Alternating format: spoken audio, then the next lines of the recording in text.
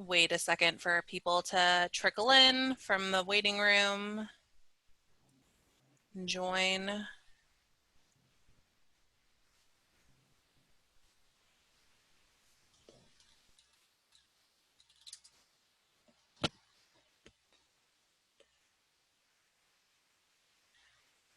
All right, as people are joining, I want to welcome you all to this seminar, which will discuss the Black Lives Matter movement and activism and how it intersects with debate and with the topic that you all are debating this year. We'll go ahead and each introduce ourselves before we get started. And, we want this to be an open discussion, and so people should feel free to start putting questions or comments in the Q&A, and we will talk about those over the course of the seminar. So my name is Val McIntosh. I'm a debate coach at the University of Michigan at Niles West High School. If the next person wants to introduce themselves, starting with Shantae. Sure. My name is Shantae Jordan, and I'm the head debate coach at the University of Georgia. Before that, I was a longtime coach at the in the high school community, close to 20 years at Pace, and before that in public schools. And Ashton? My name is Ashton Smith. I'm a recent graduate of the University of Michigan. I debated all 4 years there, and before that at Maine East High School in Park Ridge, Illinois. Genevieve? My name is Genevieve Huckman. I'm a recent graduate from the University of Kentucky. I debated there for 3 years, as well as 3 years at Milton High School. Jasmine? Hi everyone, Jasmine here. I'm a teacher and a coach at the Harvard Westlake School in Los Angeles and also an assistant coach for Dartmouth College. Christina? Hi, I'm the director. My name is Christina Phillips. I'm the director of debate at Notre Dame High School and here to listen and learn from my peers as well as to have a great conversation with you all. Sydney? All right, hi, I'm Sydney Pasquinelli. I'm the director of debate at Wayne State. I'm also the co-director of the Detroit Urban Debate League. That's a very new development. And I am a coach at Edgemont.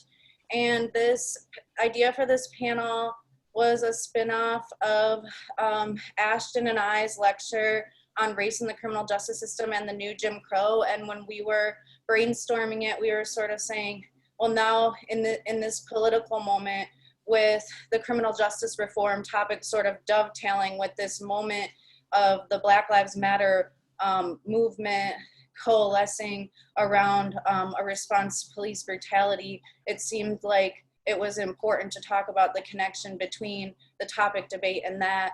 And we didn't want it to just be like a footnote. And so now that we have George in the second half of the 7-week camp, who's a sort of activist and social media influencer of his own, we thought that this would be like a perfect opportunity to have him lead this session. So the last person will have introduced themselves is George, and then you can go ahead and get started with your beginning to the discussion. Okay, my name is George Lee. I'm the assistant director at the University of Oklahoma debate team. Also formerly known as the Conscious Lee on social media, on all social media platforms.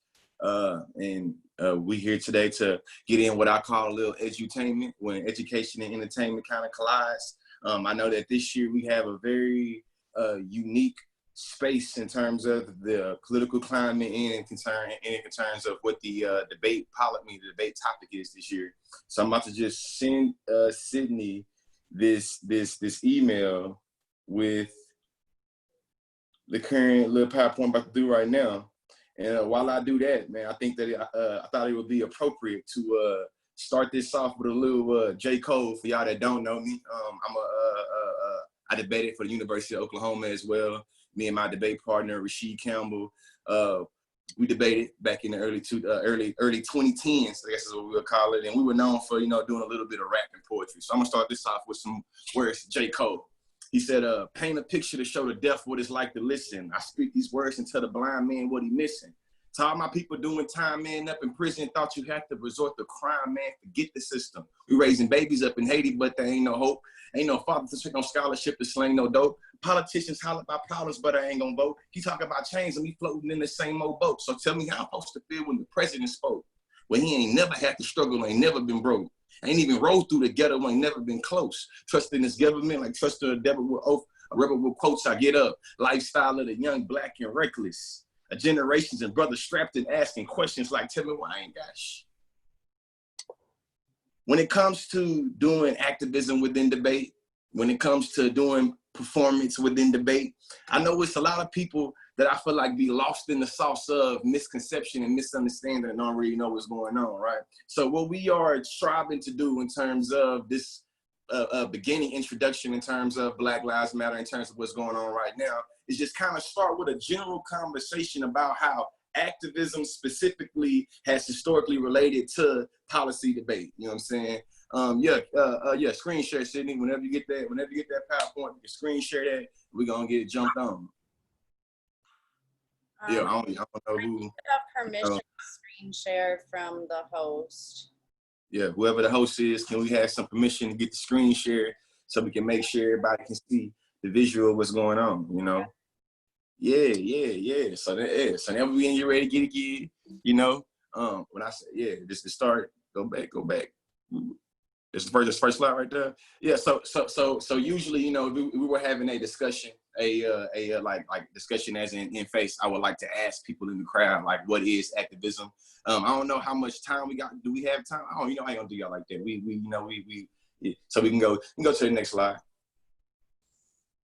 Go to the next slide. So when it comes to activism, I think that a lot of us have a very rigorous or very small understanding of how we could try to define activism. And I think whether we're on the AF or whether we're on the NEG, whether we're a policy team, whether we're a K team, I think this definition of activism that's literally coming from dictionary.com, I feel like provides us a nice little stasis point, you know what I'm saying, in terms of how to I feel like define activism. And y'all know I was a debater. I know people might talk trash about my dictionary.com definition, but whoever want to get to work, you know what I'm saying, I definitely defend this activism definition. However, it says the policy or action of using vigorous campaigns to bring about political or social change. Activism defined as the policy or action of using vigorous campaigning to bring about political or social change. I think whether you're talking about the China this ad or whether you're talking about the burn it down this ad, burn it down K, I feel like regardless of what we're talking about, I think that it's a way to understand how what we do in debate as being activism. You can go to this the next slide. So I think when it comes to understanding activism in debate, it's very critical to think about how you orient yourself to the debate space, or how people have previously oriented themselves to the debate space. You can think of it as being, is debate a training ground or is debate a ground? You know, a debate a game. I like to think about debate as being a training ground to where we can get about and sit around and talk about different activist tactics, different activist strategies, different activist methods to be able to, I feel like, you know, they say iron sharpens iron, to be able to bring about better, effectual, strategic methods, thinking about race, class, gender, sexuality. So when we think about debate as being a training ground, it's where we get to practice different political revolutionary methods and positions to deconstruct and break down structural violence and oppression in the world. When I was in debate from 2010 to 2014, I like to think about how debate was a small microcosm of how the world is. Just like we have policy hacks in debate, we got policy hacks in the real world. Just like we have Afro-pessimists in debate, we have Afro-pessimists in the real world. Just like we have, you know, people that talk about trans rage, talk about heteronormativity, people that talk about trans violence in debate, we have also people that talk about that in the real world. I've seen debate as being a small microcosm of how I can try to figure out how people are able to construct with political, social, economic implications these different positions. Let's go to the next slide. So this is where we start, I feel like, getting into how there have been previous individuals that have went through the ranks of collegiate debate in order to, I feel like, take on some things they were able to develop and learn and cultivate in this activity that we love so much called policy debate, and kind of take that to me and what me and my debate partner called the next level. The first person we're going to talk about is Barbara Johnson. Barbara Johnson was a debater at the Texas Southern University in the early 1950s, and she's famously known for defeating opponents from Yale and Brown, time Harvard University, and graduated magna cum laude in 1956. Barbara went on to be one of the leaders of the civil rights movement and the first African-American elected in the Texas Senate after the Reconstruction, and the first Southern African-American woman elected in the United States House of Representatives. I think that Barbara Johnson is also very, very, very famously known for giving a very nice, I feel like, technical speech about the law in regards to, I think it was Richard Nixon's impeachment. The next person is we got Elliot Mintzberg. Elliot Mintzberg, he received his BA degree from Northwestern University in 1974, and he was also active on the debate team when they won the national championship, NDT championship, that is, in 1973. Elliot Mintzberg is or was the General Deputy Assignment Secretary for the Congressional and Intergovernmental Relations for the Department of Housing and Urban Development from 2011 to 2014. In the hood, we know that it's just simply as HUD. The reason why I put Elliot Mintzberg in this presentation about activism within the Bay, to make sure that it's I feel like when you think about Barbara and Elliot Mintzberg, I know now when we think about debate, we have a very binary understanding. It's either like traditional policy debate or it's either K. But what we can see between like Barbara Johnson and Elliot Mintzberg, I don't think that back in their times of debate, they used those type of distinctions to talk about debaters. So I think it's very important to think about how portable skills of a debate, think about how historical figures of debate, regardless of how we think about them in modern times now, have been able to historically contribute to the policymaking process, to different ways in which we're able to, I feel like, administer policy. Go to the next slide. This next person is Davon Love. Davon Love is a graduate of Towson University. Also, a part of the first team to win the first Black team to win a national championship in 2008 with CETA. Davon Love is a is a Baltimore-based political organizer and the director of research and political policy for Leaders of a Beautiful Struggle.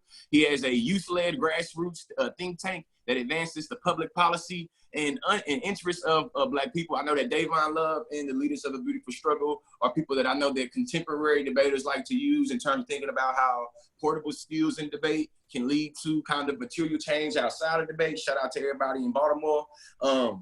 I know when it comes to, no, I'm gonna say that. Go to the next slide.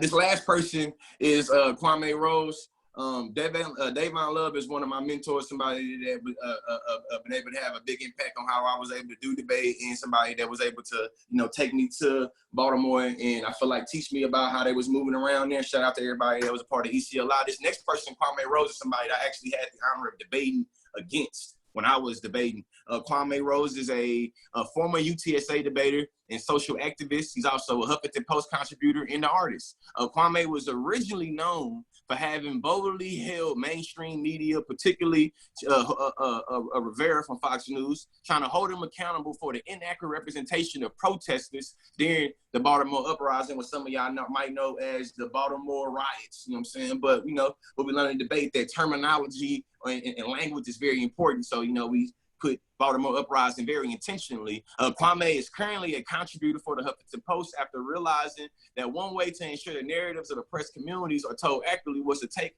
control of the narrative of oppressed peoples. Kwame also has an organization where he's able to do, I feel like, politically, socially, economically, be able to be in the streets of Baltimore and do things like bring food, do things like bring political education and legal education to different people that's in the streets of Baltimore. Next slide. The main thing that I think that should have been very evident when we went through these different people with kind of a very quick little snapshot, brief little understanding of activism in the debate is that portable skills. The portable skills that debate has, I feel like equipped me with, has allowed for me to, I think, garner a little bit of notice from different people of different walks of life based on the knowledge that I've been able to gain in this activity, as well as the ways that I'm able to, I feel like, concoct analysis about the ways that people live their lives. You know what I'm saying? We know that being in debate, it really affects your speaking and thinking from participating in debate and being able to speak on your feet and speak on your toes, as well as being able to think about impact calculus, impact comparison in the policymaking process. We also know that it's able to allow for us to bring up political strategy.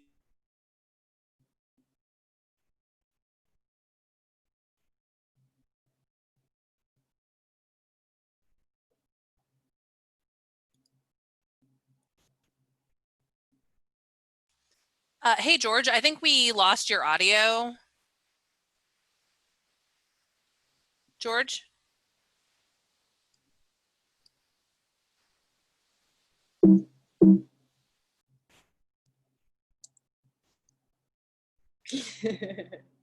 Hey, George, we can't hear you.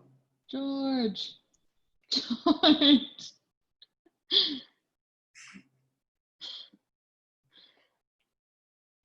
We can't hear you.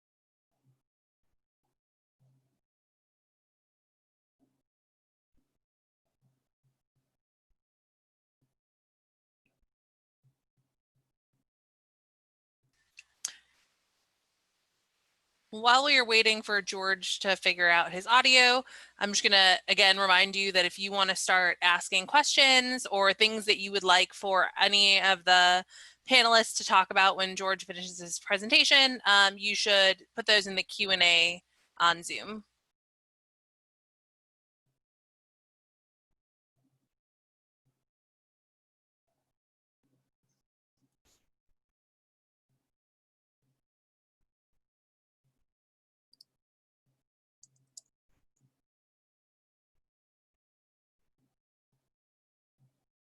George, we lost.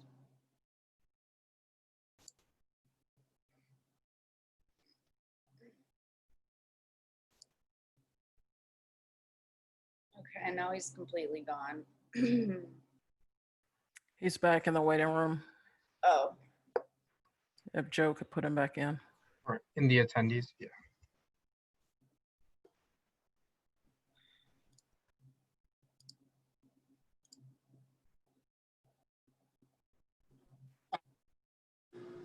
We're back. so the last thing that we heard you say was on political strategies. Yeah, I don't know what happened to my audio. Yeah, the last thing we said was political strategies. Yeah. The last two things I said was the last thing I said was when we think about all of the people that's been presented, research and critical thinking skills are two of the portable skills that I think that we need to prioritize when we have this discussion about Black Lives Matter, as well as the current political climate in regards to the current debate topic.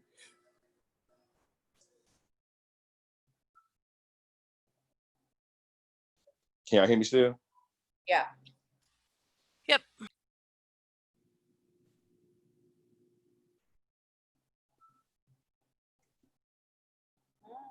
All right, so are you done with the portable skills slide? Yeah. All right, did you cover? Yeah, I literally thought so that means like the last minute and a half y'all didn't hear me talking.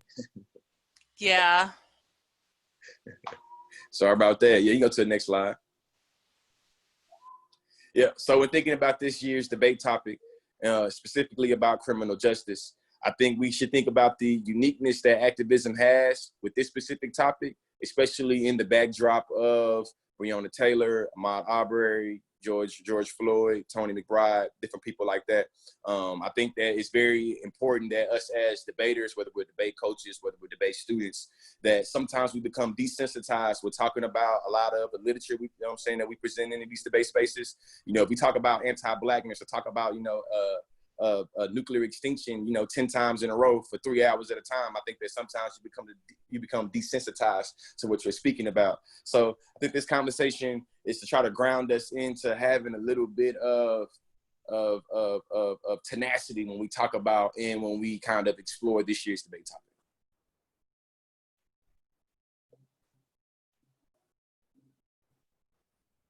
Yeah.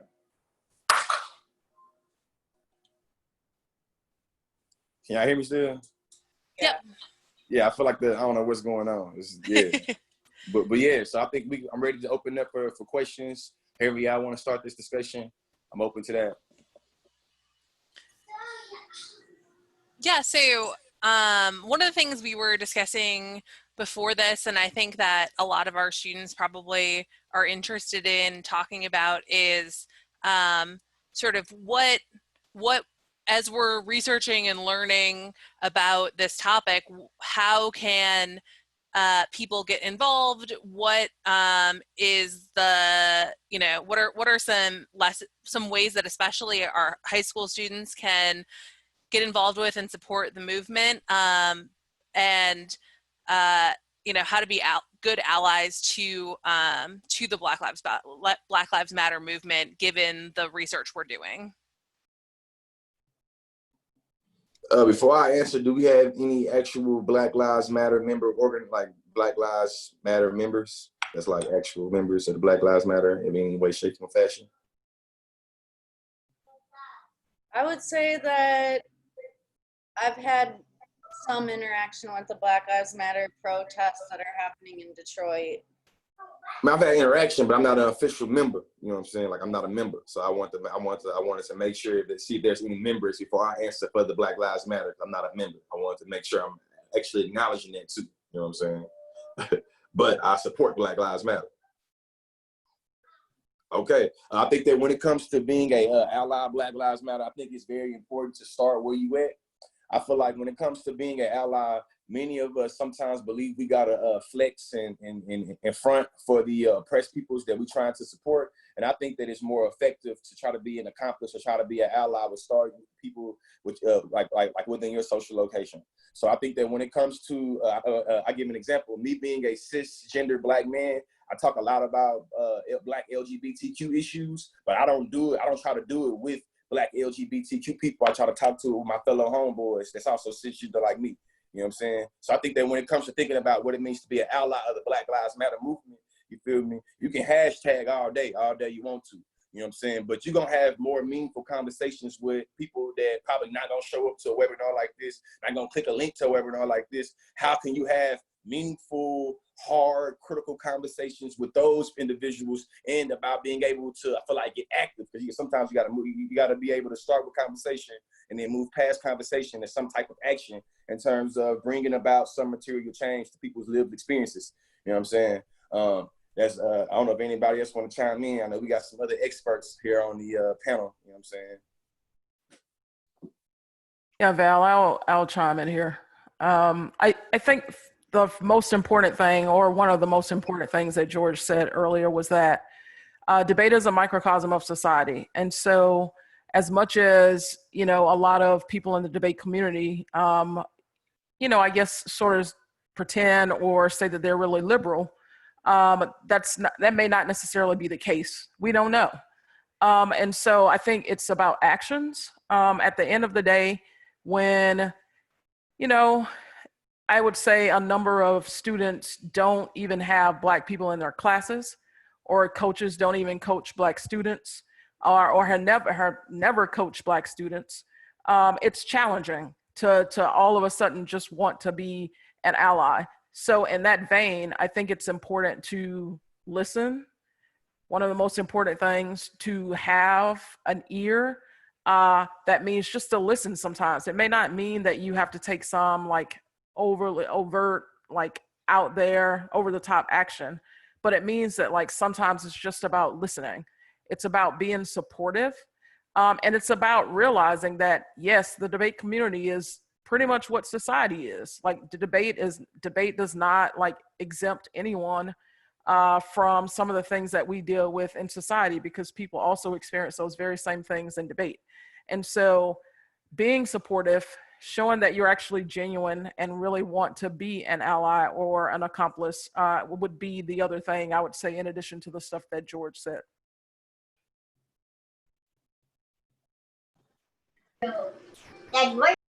I also think related to the discussion for me, what I think is important is how people deal or use the information they gain throughout a year's worth of debate. I think there's a lot of that people will learn on this topic at camp and debating it that they can use to inform themselves and the people around them about what's actually happening. Like people read a lot of articles that or see a lot of examples of what's still continuing to happen beyond the atrocities we see or we saw over the past few months, and being able to inform peers about that and have a more educated perspective on what abolition means, what people mean when they use those words, and what kind of demands people want to be fulfilled. Right? I think that debaters, through what they learn through the topic, will be able to speak to that better if they use the education they gain in like a meaningful way, just in their everyday lives and with their peers.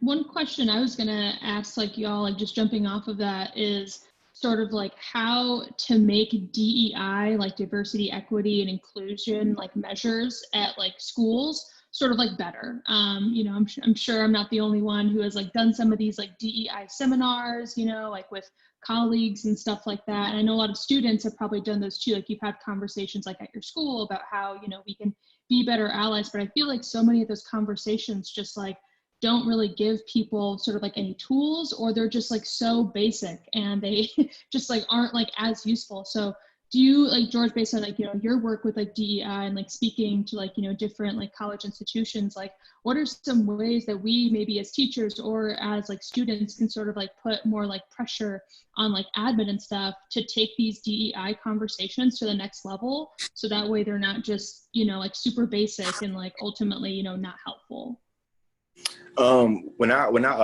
Good question, definitely. Good question too, Jasmine. When I go into different like businesses or different organizations, specifically to try to like rope in the higher ups on why they should care about diversity, inclusion, equity, I usually start with and so I always feel kind of like mixed feelings about this because I know as a debater I learned how oppression is monetized. So I'm pretty much trying to understand that when I go and talk to a business person, I talk to, you know, the CEO or talk to the leader or the person of this, they don't care about the symbolism of treat others how you want to be. They don't care about that. They want to know how it affects their bottom line, and they want to know how, baby, stop. Sorry, y'all. They want to know how it affects their bottom line. They want to know how it affects the market, how it affects their talent acquisition, how it affects. I think that you got to be able to use that terminology in terms of thinking about how does this affect your consumer base, about how you prioritize and think about diversity and inclusion, as well as how you're able to get talent, how you're able to keep talent. And then, you know, if we're talking about a business or organization that sells products, diversity and inclusion also kind of implicates or impacts how you're able to get what you're trying to get it from. Whoever your supplier is and whoever they supplying you with, who they are, how they position in reality, how you get access to them, all those things kind of matter. And I feel like starting conversations about diversity and inclusion from a real material kind of perspective about dollars and cents. You feel me? They say if it don't make money, it don't make sense. So you got to really make it make sense.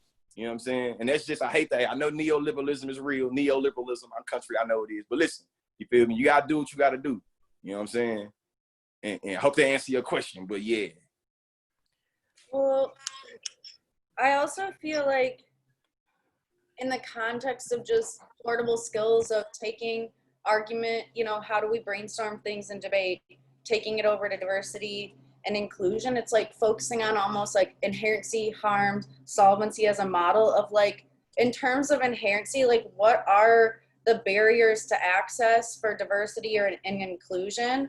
And those are usually both like material like barriers to access, and then also attitudinal or ideological, and being able to isolate which barriers, like barriers to diversity and inclusion, are based in material, like lack of access to technology, lack of access to other educational materials that would be needed, or then what's attitudinal and what's ideological, and then how can you reform those attitudes or ideologies, especially in the context of what you're working with. So I feel like the fact of abolition versus reform being sort of the topic this year, it is like when we're dealing with administrations where the money is the sort of final word, they're not gonna listen to like an all-out programmatic, like abolition type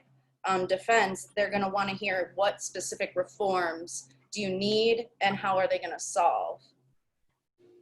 But something I know though from doing this work though, that the debate of abolition versus revolution or whatever you want to call it, that's not like a new debate. It's something that I feel like a lot of activists, a lot of people in the scholarship has been having a conversation a lot about with. So I think that when it comes to the job market, I feel like it's prioritizing how different generations kind of situate within power. You know what I'm saying? So I know that if I want to go talk about Black Lives Matter, I'm not going to talk about Black Lives Matter to a baby boomer. And I don't care what color, what political affiliation you is. I ain't going to talk to Black Lives Matter the same way I talk with y'all, the way I talk to a Generation Z. You know what I'm saying? And I think that when it comes to getting in the job market, you feel me? I feel like you got to know the language of the people who you dealing with. You know what I'm saying? And when it comes to, working, the market is like, hey, that's going to usually be in a hierarchy based off of age. So if you don't, understand how different values, different ethics, different morals accompany different generations, you're really going to be falling on deaf ears. You know what I'm saying? Because best believe you can talk about revolution with them baby boomers. You just got to do it in their language. You feel me? Huey P. Newton and Fred Hampton and Angela Davis, them some baby boomers. You feel me? And I get my revolutionary politics from them. You feel me? So I think that you got to just know who you dealing with and where they at. You feel me? And then use their terminology. The last thing I say too is I know people like people being real. You know what I'm saying? Use the language of who you talking to. It's sometimes you got to throw out that academic jargon, all your debate lingo. It's sometimes you got to strip yourself of that and talk plain language. You feel me? Because to me, some people, you know what I'm saying, gonna think that you full of BS when you start coming at them with that academic jargon, and it's obvious to them that they don't know what you're talking about, and you still using that language. That's when you start alienating people, and they start not trying to rock with you. You know what I'm saying? So to all my non-Black people, you feel me? Listen, you're gonna learn a lot of language this year. You're gonna research a lot of things this year. Do not go to no random Black person on the street and start just telling them something that you read about and thinking that you're gonna be able to tell them how they position in the world, or tell them more about Black Lives Matter because you read some article from Warren. Or don't do it. You feel me? Just take it from your fellow friendly Black person right now. Do not play yourself in trying to regurgitate or trying to copy paste some stuff you learned in debate, and you're not being genuine, you're not being real, or you feel me? It's just not the time and the place. You feel me? As a Black person, I don't want no random non-Black person coming to me telling me about what they read. Like, show me what you about. You know what I'm saying? Like, don't come at me just about, hey, have you read this? Hey, I don't want to hear about the 90s rap music y'all be into still, and I don't want to hear about some random academic article. I'm just being real. Yeah, I think that's really, really good advice. One of the questions we got in the chat that I wanted to pose, I guess before I move on, was there anyone else who wanted to talk about that before I pose this question we got? So I just had a quick sort of reply to Jasmine, because as a person of color who worked in independent schools, it's really challenging for independent schools to do and care a lot about diversity, equity, and inclusion, because it, in a lot of ways, goes against the very nature of what the independent schools were founded upon. And so it's, to start that conversation, most independent schools typically bring in outside people, like someone who has no idea what their school is like, someone who has no idea what struggles may be in that particular community, et cetera. And so that's the first challenge. The second challenge, though, is that from the top down, from the board to the headmaster, et cetera, they all have to want to care about diversity, equity, and inclusion.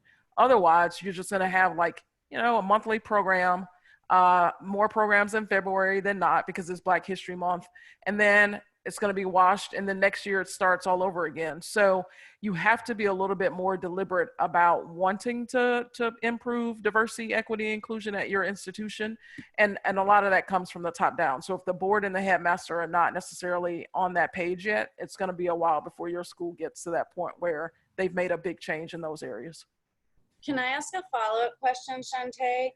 For the students, do you think that, even though you're right that top-down obviously matters, do you think that bottom-up pressure, like if the students were to put pressure on their administrations to include more diversity and equality, that would motivate a top-down? I think so. I think we are at a critical moment where that's probably more impactful than it's ever been. I don't know what's happening in other parts of the country, but in Atlanta, since the recent murders of George Floyd, et cetera, we've had a number of protests, but we've also had Black students of independent schools create all of these different, like Black at Pace groups or Black at AIS groups or Black at Westminster groups. And they put them and they, just talk about their experiences of what it was like for them being a Black student at a predominantly white independent school. As a result, there have been some changes already at some of those schools, at least like toward making sure the diversity, directors do more programming. There have been Black alumni who've written letters that are like, here are some things that we want done by a certain deadline. So yes, I definitely think that students, the more this comes out about experiences and the lack of diversity, equity, inclusion in independent schools, then yes, bottom up will definitely help. But as of now, it's no better time than now, I think. Probably at least for as long as I can remember, there's no better time to start bottom up to get that done. And just to add to that, I think that right now students, it's a unique time to, I think, really try to get down with the get down, because this strike when the iron's hot, because this idea of how this trickle up happening right now, I don't think it'll always be there. You know what I'm saying? I think that the people up, cause I feel like right now we're having a conversation about top up, bottom down, right? I think that the people up top, I feel like, don't like us at the bottom having these type of conversations. When we talk about how people at the bottom is able to bring people with charges, able to bring about policy change in the classroom. So I think that it's very, very, very, very, very, important to think about what you can do right now, because this time might not, we don't know how long it's gonna last. And even if you are from a program that doesn't have like Black students, you can still put pressure on your administration to make these changes. Like, you shouldn't try to speak for Black people if there's no one on your team, but you can still make demands. Like, Black Lives Matter isn't just about Black people valuing Black people's lives. It's about a value statement in our society writ large. Black lives need to be valued more, which means that the movement itself needs to include other people, and you can make demands on your administration for diversity and inclusiveness, even if your team isn't to that point of being diverse and inclusive yet. Yeah, I think that's all really great advice. We have a question in the Q&A that I wanted to pose. So this person says, so I'm a Black debater. I really love debate. That being said, I have a hard time acknowledging racial disparities and have moments where bringing it up can make me feel distressed. I'm worried about how I will cope with the resolution. How can I deal with this in rounds, and what mindset should I have for this upcoming season? I think that's a great question, and I would love to hear, especially from our Black panelists, about their experience with things that have happened in debate that, or arguments in debate that may be difficult to grasp or to not feel distressed about. George, you want to start? I mean, if I'm being straightforward, for a lot of people, it's going to be a rough year. You know what I'm saying? It's going to be a rough year. It's going to be challenged on a lot of values, a lot of things you've been conditioned to think as being not debatable or undebatable. It's being real. You're going to be challenged on that. You know what I'm saying? Right now, we have conversations going on within social media about all police being bad, about defunding the police, about, disbanding the police. Those conversations are going to make its way into debate. And however you feel outside of debate, it's gonna come out inside the debate room. I don't care if you're a coach, I don't care if you're a student, how you really feel about decab, the defund, how you really feel about that, it's gonna come out in the debate space. So I think it's worthwhile for you to already start thinking about the potential conversations and the potential values that you maybe have never questioned before, that you're going to be forced to be questioned with. You know what I'm saying? And I think that a book that I would give, I know this book to some people, you know what I'm saying, is going to be critical, but I think that for people that's just starting their journey and trying to think very critically about race and racism, I think that Why Is It Hard for White People to Talk About Race? Book about white fragility, Dr. D'Angelo, I can't think of her last name, you know what I'm saying? But this book about white fragility, you feel me? Like the question, no disrespect at all, but the question that you asked to me is like almost kind of embedded with some white fragility in terms of how conversations about race, racism, power make particular people feel uncomfortable, make you feel like you're being caned for, make you feel like you're being attacked. Like I think that that's going to be inevitable for a lot of different people.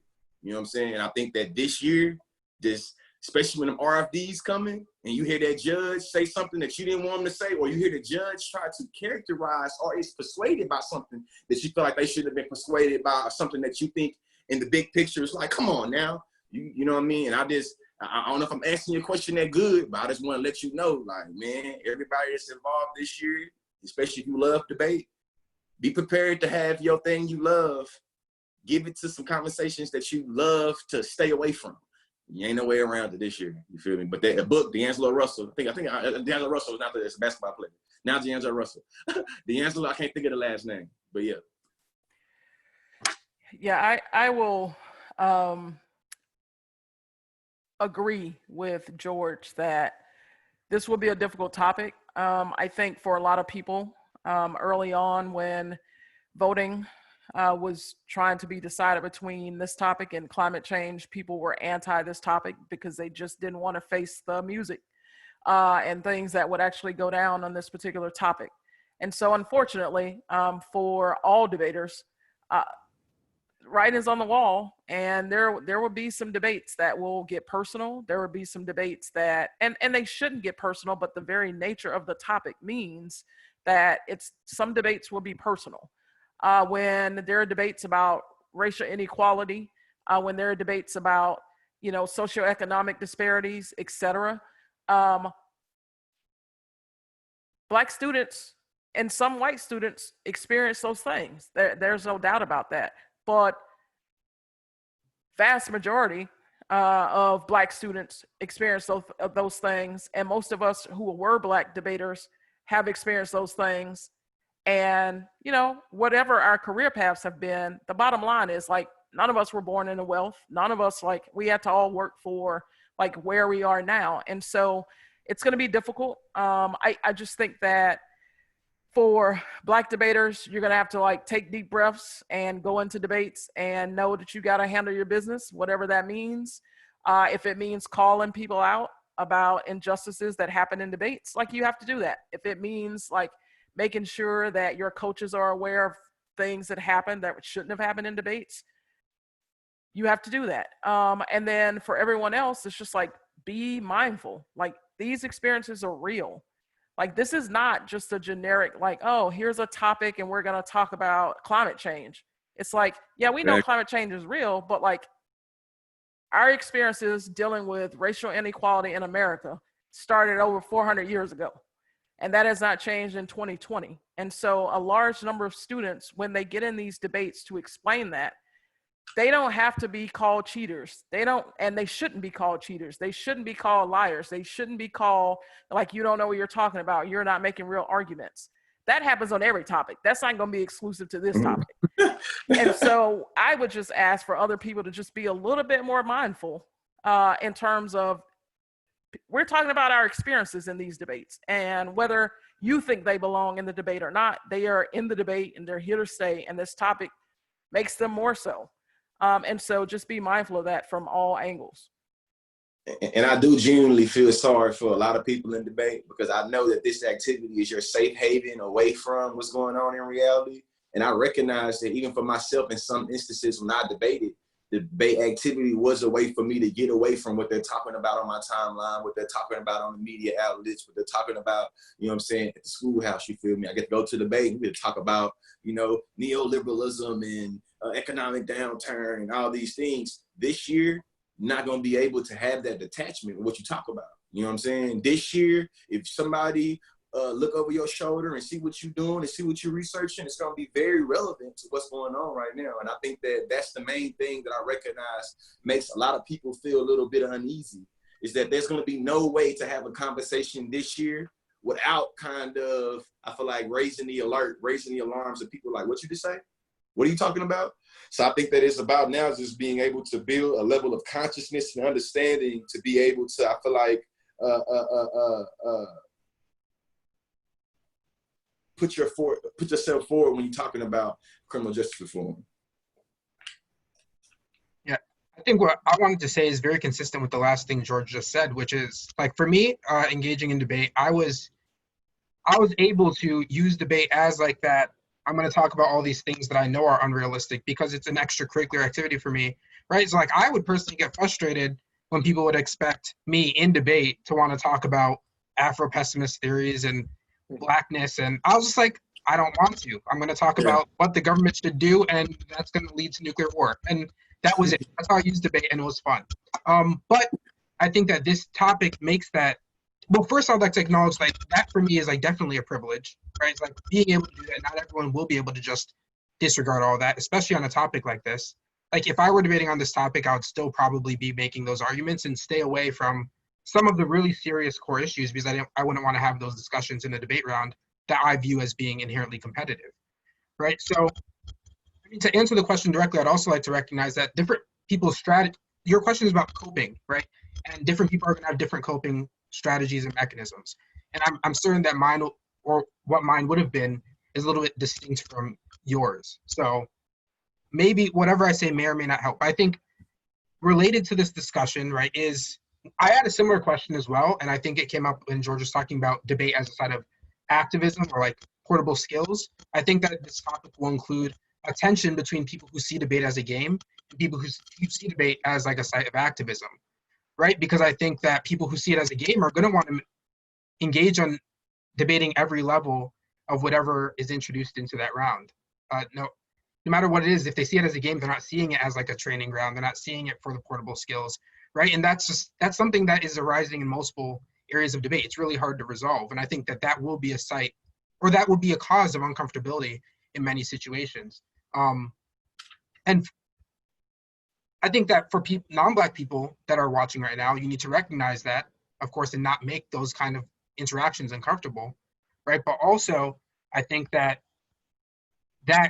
is going to make some of those that I don't know what the next step of that. I don't know what the conclusion of that is. That's just something I think is important to recognize, because for me, someone who saw debate more as a game than as a side of activism personally, for me, that I could see as a coping mechanism, a way for me to avoid those type of conversations, right? But I think that what the others have said already is definitely important and something to take into account, even recognizing my perspective on this discussion.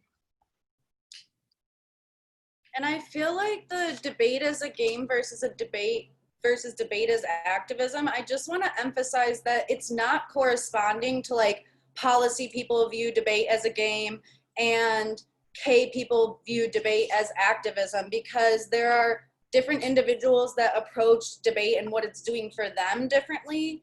But you can believe in policy and reform and still believe in debate as a site of activism, as we all like have these debates on framework. But reform versus abolition isn't just a debate, it's also real life.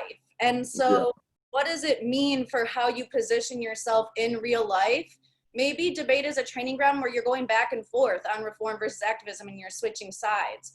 And then maybe you realize that it's artificially, competitive, and you could both push for demands on the state and reform in real life, but also, be a part of more grassroots organizing. But basically think of debate as I can take dualism a step further too, Sydney. After you're done, I can take that dualism a step further, because I don't want it just to be stuck as one this or that. Yeah, and well, let me just finish one thing, which is what I was going to say is reform versus abolition it's not like whether or not you've won the reform versus abolition debate in debate substitutes in for real life activism. Like, put your money where your mouth is. If you believe in reformism, then actually push for reform. Write your House of Representatives, like be a part of these campaigns over the summer, like push for policy reform. Go out and make demands on police departments. And if you believe in sort of, activism outside of the state, figure out how you're going to do that outside of the debate space. Sorry, George. No, you're good. I cut you off. My bad, man. But it's to take the dualism a little step further. I think there is a way for debate to be both a game and a site of activism or a training ground. I think that we can take actual sports historically as an example. When you think about Colin Kaepernick taking a knee in football, when you think about Tommy, or think about the 1963 Mexico when they put that Black Power fist up. I think there's a ways for activism, for a training ground, to also be a game, or for those things to collide. You know what I'm saying? Like, I think that the training ground versus debate is like debate 101. But if you want to go to some higher classes, because, education is elevation, right? You go to debate 301, you feel me? We can recognize how it's not necessarily always already a binary dualism distinction. Sometimes you can have both of those. The question is, what are you prioritizing? Because some people want to watch football and just want to drink their beer and just want to have a good time and say, go Cowboys, or whatever team they're going for. Some people, though, like to understand that when they see these players running for touchdowns, they can also recognize these are people that got families, that got mouths to feed and things like that.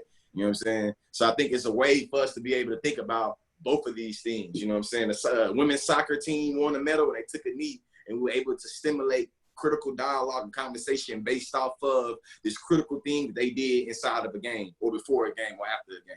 So just made sure I wanted to sprinkle that in there before we kept the conversation going.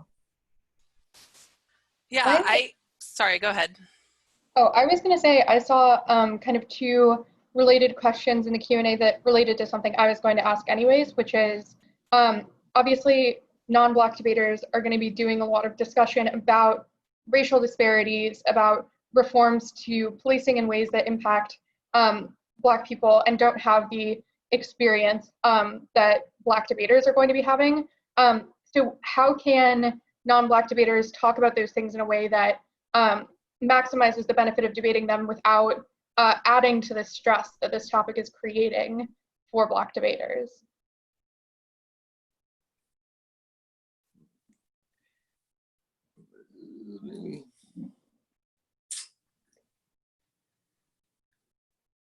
I think that right now, me and Marquise been talking to our debaters in the K Lab about when we talk about different historical and contemporary examples, how sometimes it can come off as being like cringy, or being like, you shouldn't have said that like that. That ain't sound too good.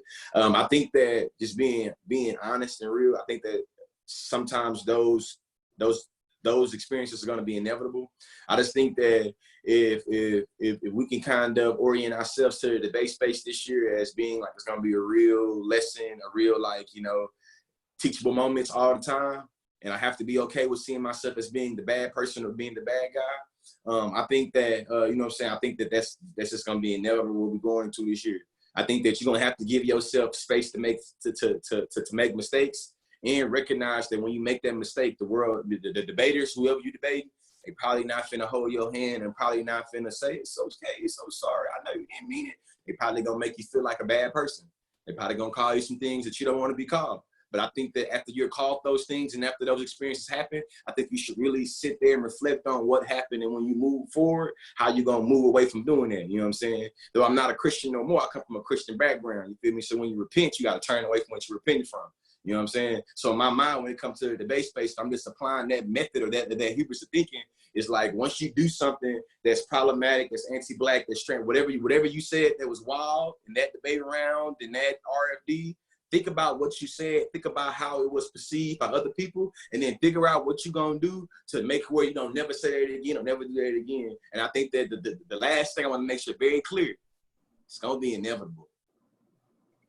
Prepare your mind and your heart to be a bad person, to be called out on your oppressive ways and your oppressive modes of thinking, and then reflect on it and move away from it. To me, that's what it means being an ally and accomplice, is being okay with seeing yourself a bad person and understanding every day it's a working thing. How to be less oppressive today. It's not an action, it's a process. You feel me? Like, I don't get to just read the first wave of feminism and be like, I understand patriarchy now.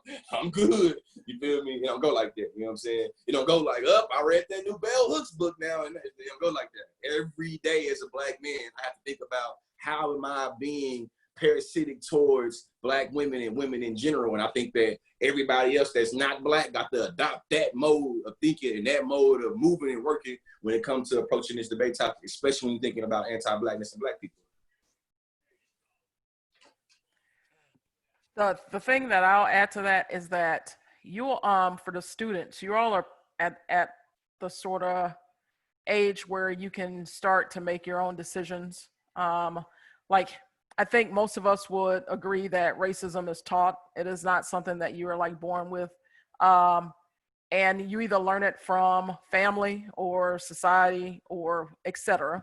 But now you are anywhere from 14 to 18 years old. And so you're going to be uncomfortable in these situations, but you're at a time in your life where you can make the decision about what you believe might be right and what you might believe might be wrong. I think the most difficult conversation for white people to have is conversations about race because it makes them feel uncomfortable. And it should make you feel uncomfortable because you don't know what it is to have other people's experiences. But on the flip side of that, every single time a Black person comes into a debate, there's an expectation that that person's supposed to know how to debate about nuke war. That person's supposed to know how to debate about climate change. That person's supposed to know how to debate about, hegemony. That person's supposed to know how to debate about, years and years of wars that Black people fought in and didn't even have citizenship in this country. And so think about all of the history of debate and the expectation that debate has placed upon every participant that has come and interacted and debated and left the activity. If for one season, it gets you to sort of reflect about what you care about, how other people matter, their concerns, their feelings, maybe you can be uncomfortable for a little while, but take what you're getting from being uncomfortable and do something about it. Doesn't mean quit debate, doesn't mean, you're a racist, but maybe some actions come across that way. Maybe things happen in debate that people perceive it to be that. And so, as George said, it's inevitable. And the question is like, what do you do when it happens? And I suggest that like you know what happens, you apologize, and you get better from it. Rather than what typically happens, which is it happens, you acknowledge it, and then you double down and do something else. And then your coach double down and does something on top of that. And then it becomes just like a spiral through the debate community through Facebook posts and Instagram and Snapchat and everything else, whatever other social media platforms you all use. And then it becomes a big thing where it shouldn't be. So at the end of the day, it's like, what do you do when that happens? It's going to happen. What do you do? Take it, get better from it, and you can make your own decisions, which Val, I think this kind of leads into this other question about a student asking, about being, on a majority non-person of color debate team. And there are very few conversations about diversity, equity, inclusion on their team. And they notice, a lot of microaggressions and problematic behavior with their teammates, but they want to know how to deal with that. How do they call, or at least like say, hey, maybe we should be a little bit more responsible. Maybe we should be better people. It's a challenge. Because most debate teams are not made up of majority people of color. It's just how it is. However, at the end of the day, people of color participate in debate. People of color exist in America, and they exist all around the world. And I would say it's better to like speak up and speak out than to hold on to like various instances where you've noticed your teammates being rude, racist, discriminatory, etc. And sometimes your coaches won't, because your coaches are adults. They're set in their ways. They know what they like. Some of them won't change because that's just who they are.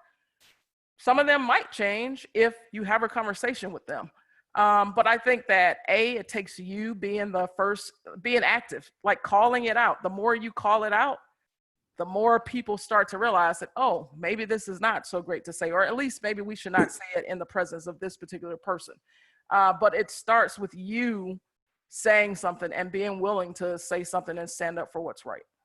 Yeah, I'll add two quick things that I think are really important. Like the first is, if someone is unwilling to change their racist behavior because you have called them out, that is probably not someone you want to continue associating with or being friends with. So like, it's okay to say like, all right, I'm willing to call this person out, even though they are my friend, because if they take it poorly and they don't reflect on their behavior, and sometimes it'll take them a little bit of time to reflect on their behavior, right? They're not always going to immediately be like, ah, yes, you were right. But like, give them a little bit of space to reflect on their behavior, because sometimes people can be overly jumpy to an immediate call out, and they're like, oh, now that I thought about what you said, and you're right, I should have changed my behavior.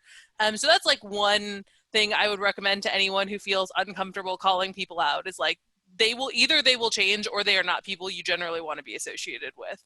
And the second thing I would add to that is, you shouldn't feel like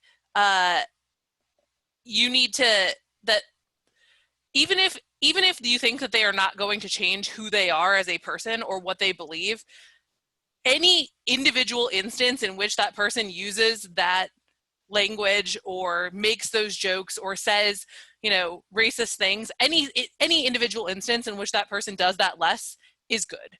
And so even if they are not going to change, even if they are not, they're set in their ways, if you can call them out in certain instances, then they are less likely to do it, as Shantae said, around you. And that could be enough, right? It could be enough that like there is an instance where they didn't say something they would have otherwise said, and that's still a win.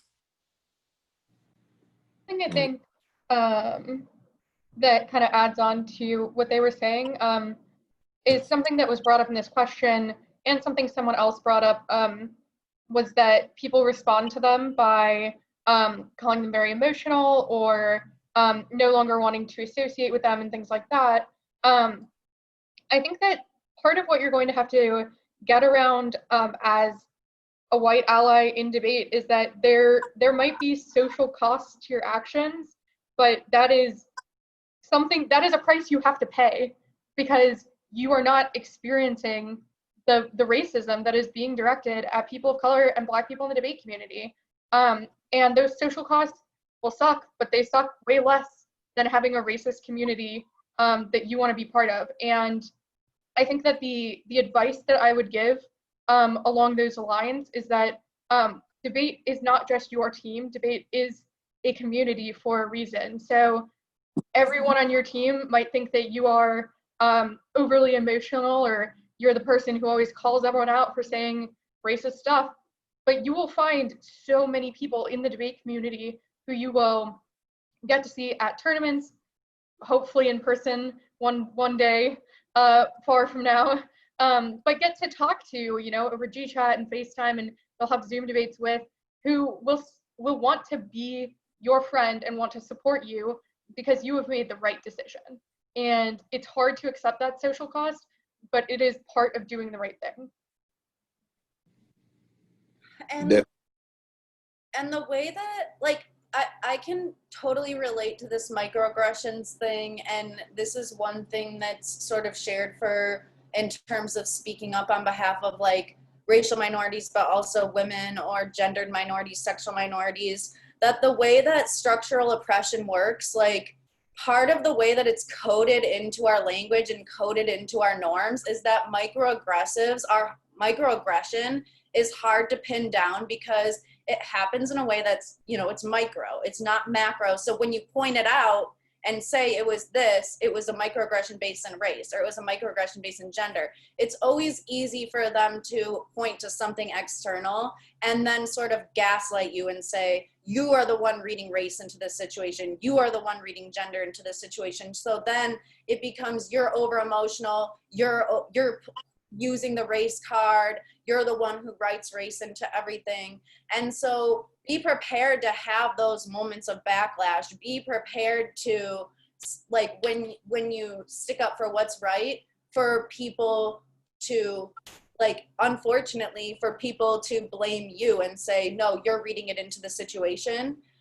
It's sometimes a conscious thing, sometimes a subconscious thing, because of the way that privilege is structured into not only our language itself, but also our norms. And that's why social change is like one step forward and two steps back, one step forward and two steps back, because oftentimes, hopefully we're moving not always 2 steps back for every 1 step forward, but it's like you get pushed against, and you get this backlash. And I'm sure all of us have experienced it to some extent, sticking up in our classrooms in debate, or even like at the dinner table. Like for those of us who it's like we come from white families, and we learn stuff about social justice and the law and racial injustices, and we live in parts of the country where this is not accepted as an interpretation. It's more just accepted as these people are criminals, and that's why there's a racial disparity in the law, not because of racism. Even having a conversation at the dinner table can be hard. Like I've been kicked out of Thanksgiving for speaking, about issues of racism in local politics in Detroit. There are going to be people who are resistant and who want to frame your microaggressions as your fault. And so just be able to have the strength to be like, this is a reaction that I've expected. It's not that you're a weak person for reacting, but you have to know that you're in the right, and that backlash is a natural, inevitable, necessary part of progress. One quick thing I was going to add, it kind of reminds me of what George was saying earlier about like meeting people like where they're at. So like I teach like intro to debate like for 8th graders. And so, sometimes in classes, kids, can be butt heads, to put it like lightly. And sometimes they can say things that are like obviously not appropriate, and like I'll pick up on it, right? And so one strategy that I use like with like really like young kids who don't have like the vocabulary that a lot of us have like already as like, older debaters, more experienced, or coaches, is, sometimes like I would ask them, I'd be like, okay, so you just made this joke. Would you say that, like in front of this person, like if they were like in the room, because like they're not here right now, and you think that it's okay to make these jokes. Like if they were right here, would you say it? Would you say it if your mom or your dad, like if they were here, would you make this joke? And usually they just kind of feel like, no, I would not say that, Miss Didum, or something. So, if you're dealing like with younger like kids, I find like some of those strategies to be sometimes like helpful. But and sometimes like kind of making them feel a little bit ashamed can sometimes motivate better behavior. There are other ways to do like good call outs to make people like reflect, but sometimes I think just kind of, posing those simple questions, especially to like young students who are still in that age where they just do not understand any of this vocabulary, I've found that to be useful in certain instances. It's like you're motivating them to reflect on why it would be inappropriate to say it in front of certain people. Oh, George, you're muted. The only thing I add on there is that when someone is trying to rhetorically disarm you, I think knowing how to linguistically stick to your guns and being able to be very specific and purposeful with the language that you use. So I think that when it comes to talking about like racism and race, being able to identify and acknowledge what a microaggression is, what implicit bias is, what all these different terms is, they become very useful tools once you're able to get into conversation and make it where when someone is trying to disarm you, you feel me? You know how to, I feel like, articulate, explain what you mean what you say, mean what you say, and say what you mean in terms of being able to speak truth to power, regardless of what it is or who it is.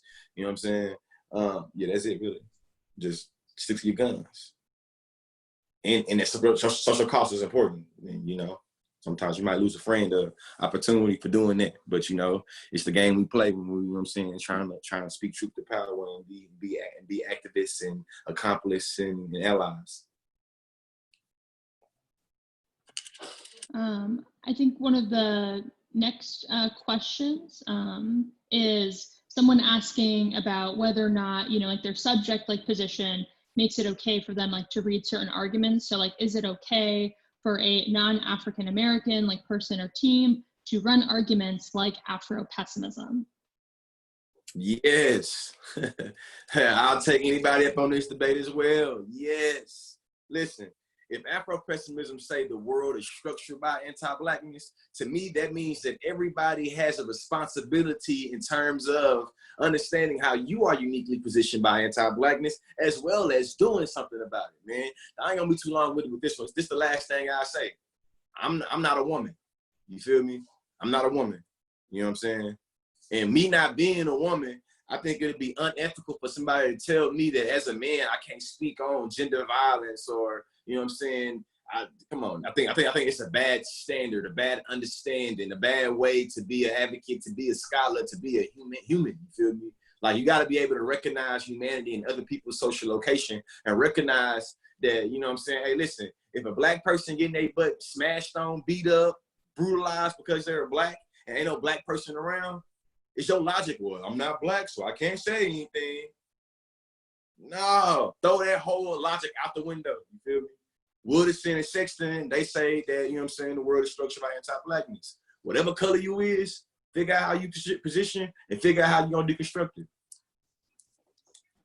And I'll add the caveat that you should still think about and have a defense of your positionality in relation to your argument.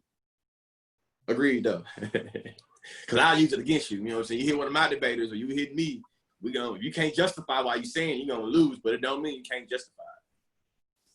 And it depends on what vein of pessimism, for example, you're going in. But like, in my opinion, I do feel like sometimes when I'm watching debates, it's like it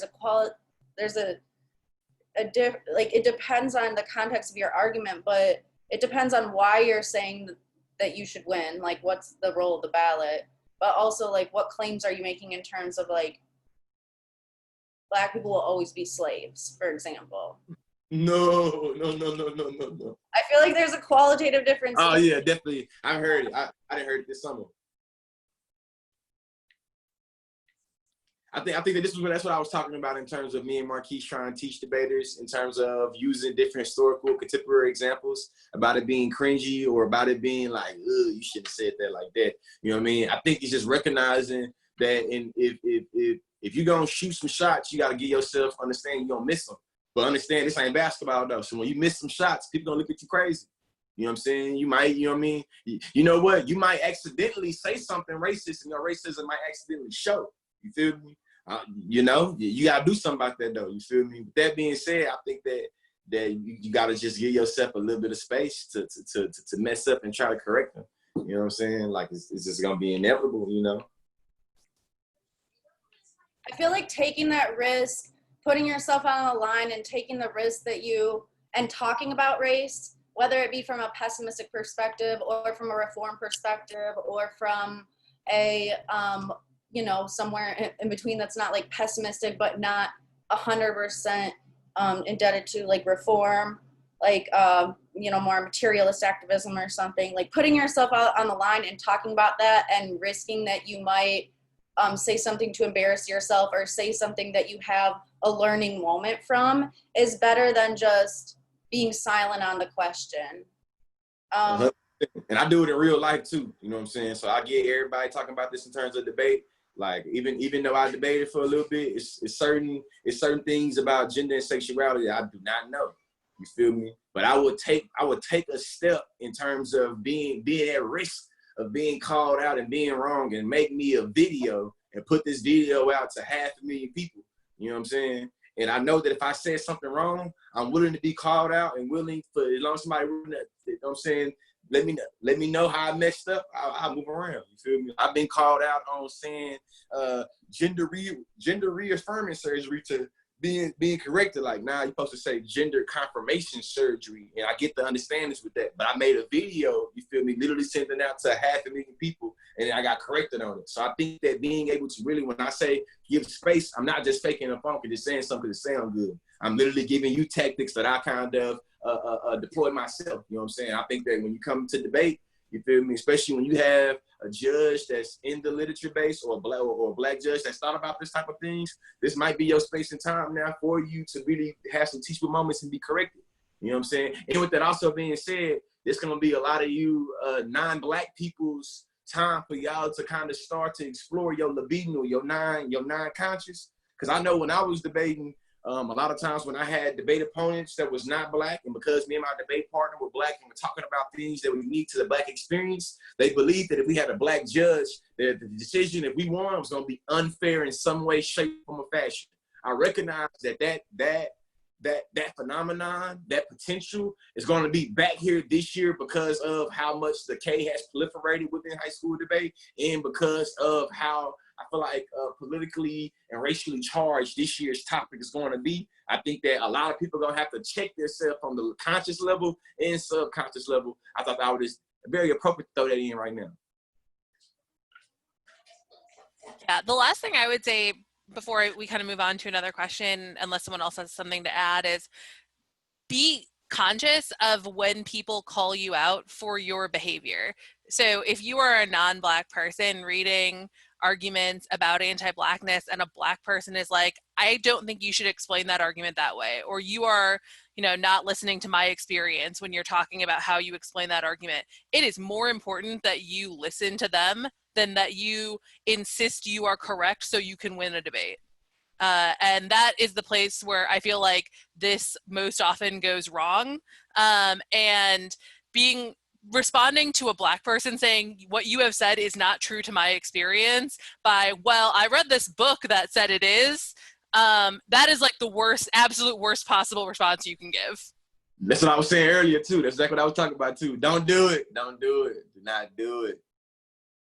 But don't let these fears of being put on the spot be a paralysis for you experimenting and using debate as this training ground. Like, I'm a director of debate now. I didn't necessarily envision that when I joined debate, but I can also remember formative experiences of like debating Louisville 3 times at the Kentucky tournament my freshman year, or debating Devin and Davon and deciding to not read framework again if I hit them. So I actually went out and did research against their affirmative. For the first time, I actually did a real like case nug against a critical team, because having that interaction with them made me embarrassed that I went for framework and changed the way that I felt about pedagogy. And then having interactions with people, even working with George and Rashid, and when I was coaching with OU, and working with Shanera when I was at Pitt, like having these, I can think of these formative experiences that have changed me as a person and also changed how I approach debate. And there's definitely moments where it's like the 19-year-old version of me I would be embarrassed of. But like George was saying, it's a process and it's a training ground to get you to the point of being an ethical, ethically engaging in policy outside of debate. So don't be afraid to make mistakes. Yeah. So one question that someone had is about the language they use to talk about Black people, and maybe being uncomfortable with using certain phrases, certain words. And, you know, I think because a lot of times political correctness tells us that we should not use certain words or we should use certain terms, you know, I think that some people may, you know, then this person says that they feel uncomfortable referring to people as Black, because political correctness has, you know, I think probably told them that that is not an appropriate word to use. How should this person approach that situation?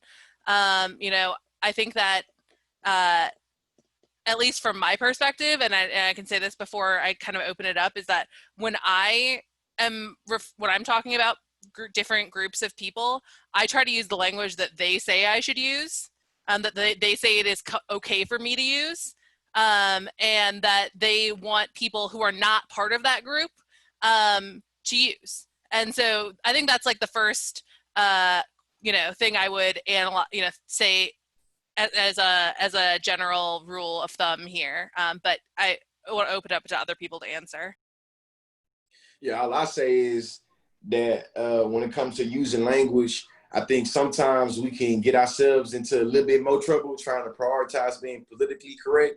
So I think I just echo what she just said, or what they just said, just in terms of using the language of the group or the community that they want you to use, who you're talking about. But also, if you don't know, which is sometimes this happens, try to be ethical and moral as possible. Try to be as ethical as possible when you're talking about this group, and prioritizing being offensive, prioritizing and kind of being rude, prioritizing not trying to come out particular ways. You know what I'm saying? Me, I feel like we talk about being politically correct. I think respectability politics, I don't rock with that one of those. You know what I'm saying? But I know how to talk about people with I think some concern and genuineness, where I'm always already prioritizing their humanity. You know what I'm saying? And two, when I'm wrong, I have no issue with, I don't double down on being wrong or try to justify why I said it. Just, oh, I ain't know that. Thank you for letting me know. I'll never say it again. You feel me? I think there's just, you know, it's okay to be wrong and be the bad person, y'all. If you don't take nothing from this or whatever, from George Lee, AKA Conscious Lee, take from me. It is okay being the bad person. The question is, what do you do when you find yourself being the bad person?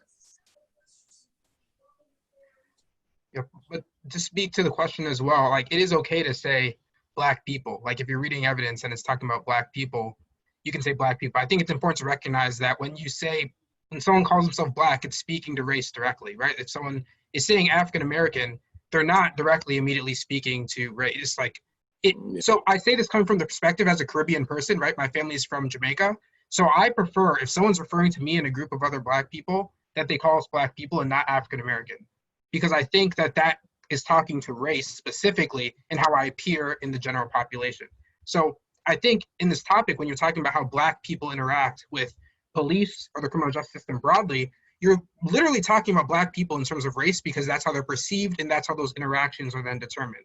So don't be afraid to say Black people in debates if what you're talking about is visually how are those people coming off in terms of the eyes of police or implicit bias. However, all that's if you're talking about race, you can say Black people. To piggyback off of what Ashton just said, the other thing is that it's become sort of like the norm to say people of color. I've used it tonight because people have like put it in the question, but that is definitely not a term to be using to categorize all people that are Black, brown, etc. Just say Black people. If you want to say Native Americans, whatever you're using to describe race, etc., use that particular term. Don't group all Black people and Native Americans and Asian Americans and Indians, etc., all in one, category as people of color. Because at the end of the day, what Ashton said is true. This particular topic might speak to some ills that other people experience, but this topic speaks a whole lot and more than not to what Black people experience in the criminal justice system. So just be mindful of that.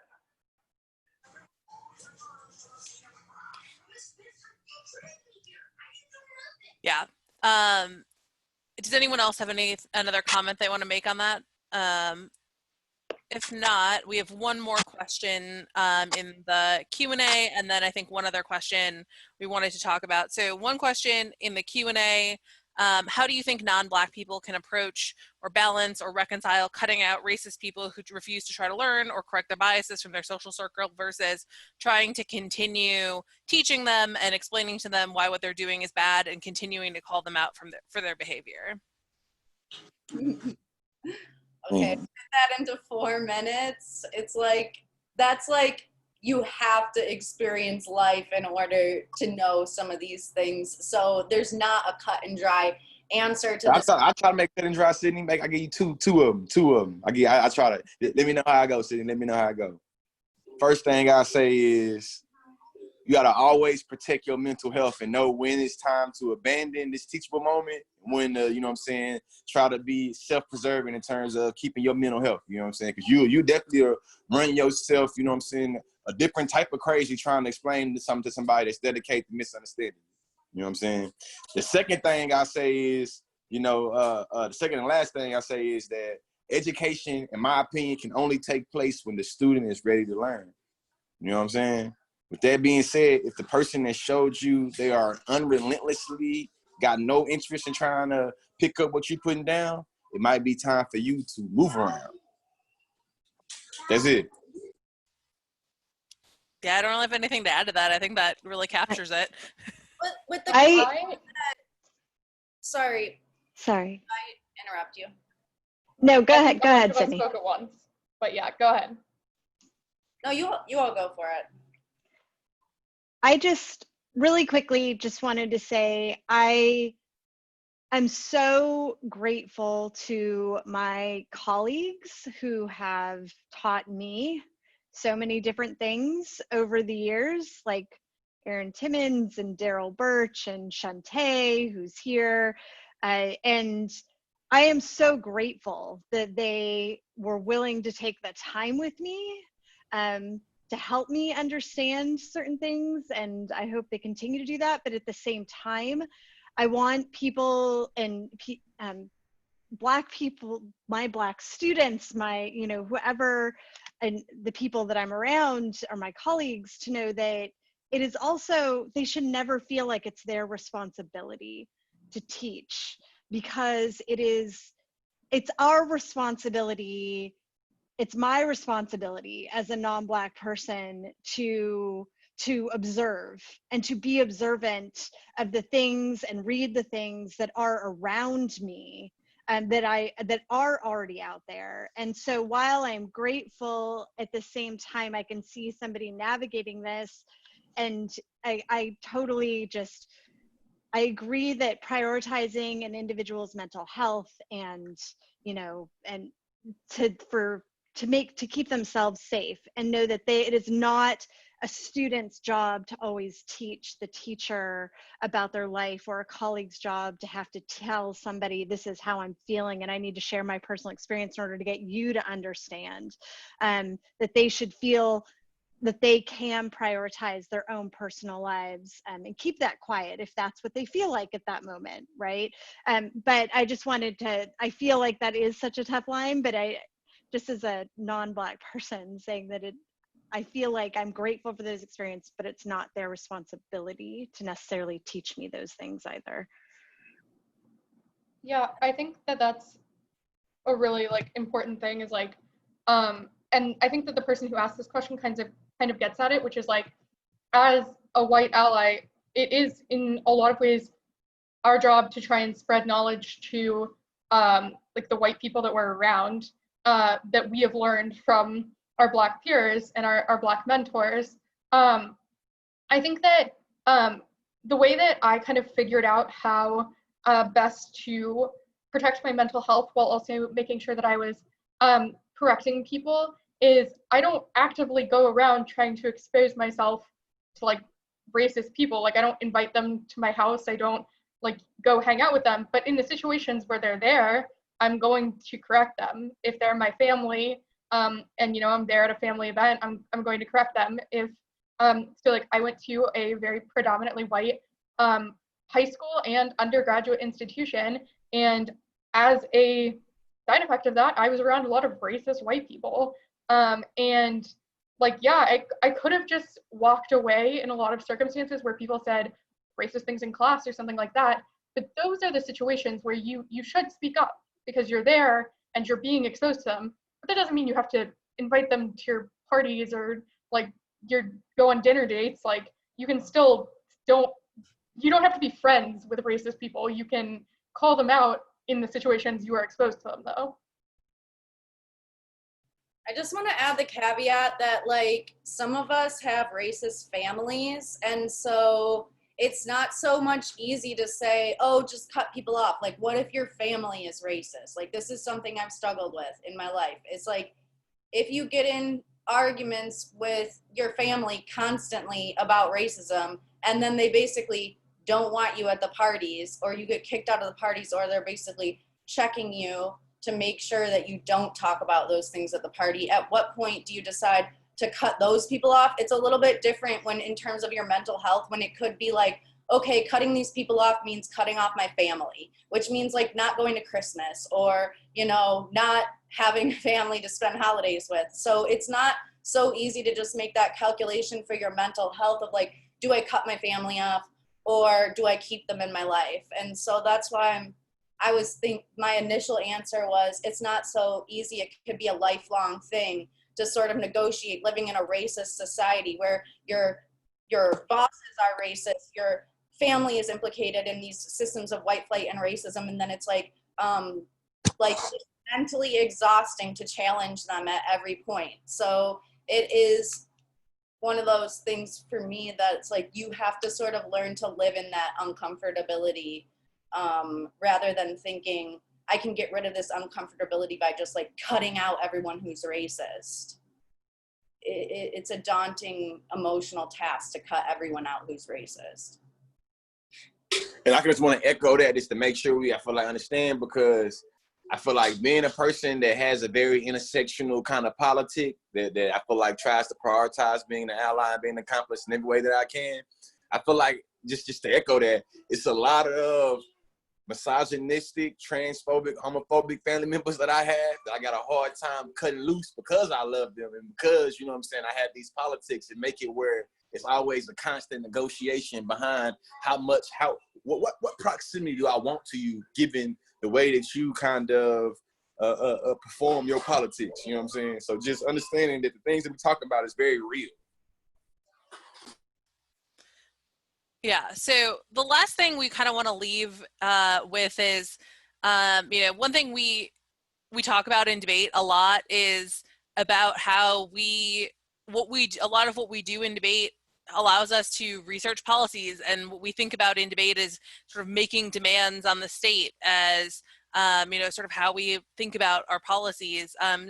How can we, as debaters, start to materialize those demands in real life, and especially as it relates to the protests and movements that are happening in the US right now?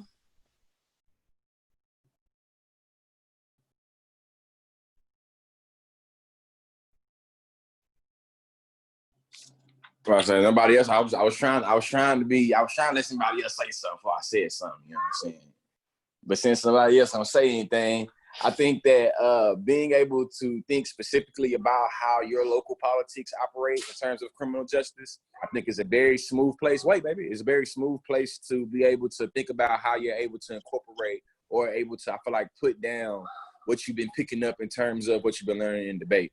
The second thing I would say also is that social media is a great way to, I think, be able to learn information as well as put information out, along with being able to build, I feel like, a global national network in terms of people that are like-minded, that are trying to do things that you're trying to do.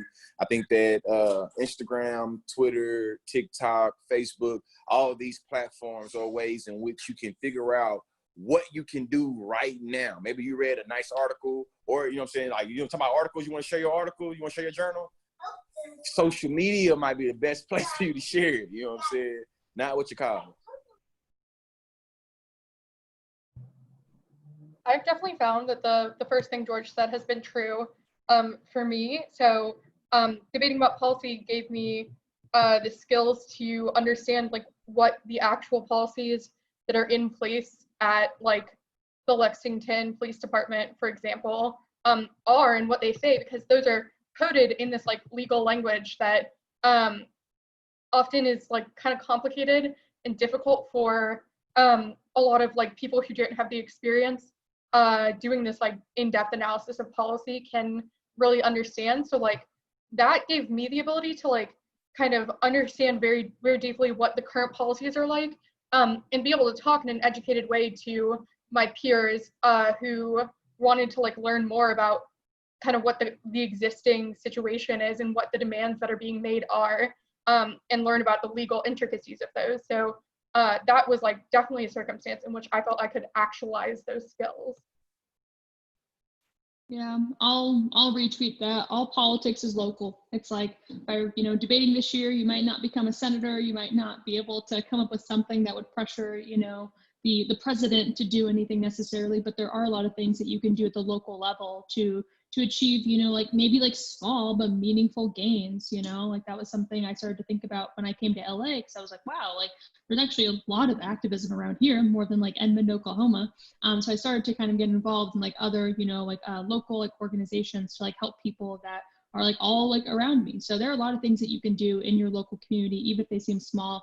If you're a student, there are things that you can do like at school, right? Like does your school have, like something that resembles like a Black Lives Matter initiative, right? Like, is there some sort of like club or student group that you can do, that you can, you know, become involved in to help achieve change? Like, if you're not in those groups like already, try to find them, see if they exist. And if they don't exist, try to create one, right? Try to get, you know, other faculty on board to, you know, support you, because there are a lot of things that you can do just like within like your community, even if it's not, you know, passing some sort of like bill at like the federal level.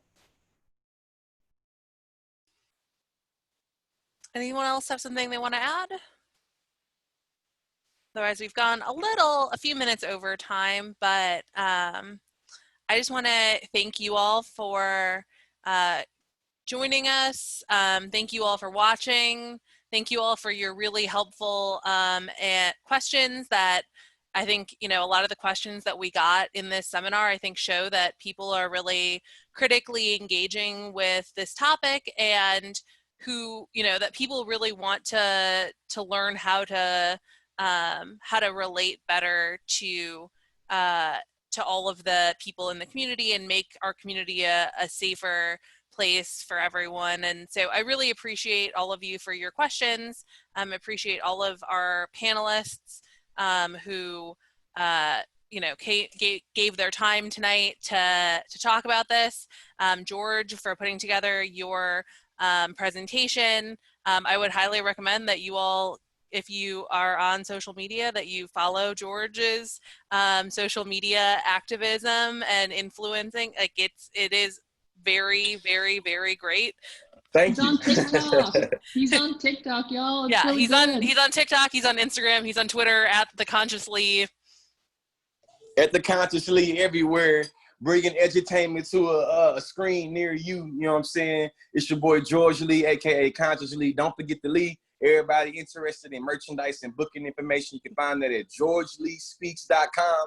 Y'all heard me say something about Lost in the Sauce. I actually got, you know what I'm saying, the Lost in the Sauce tea today. You know what I'm saying? And two, for all my administrators, faculty, staff, if you're interested in talking about some professional development as well as diversity and inclusion in your space and place, georgeleespeaks.com is where you should go. Yeah.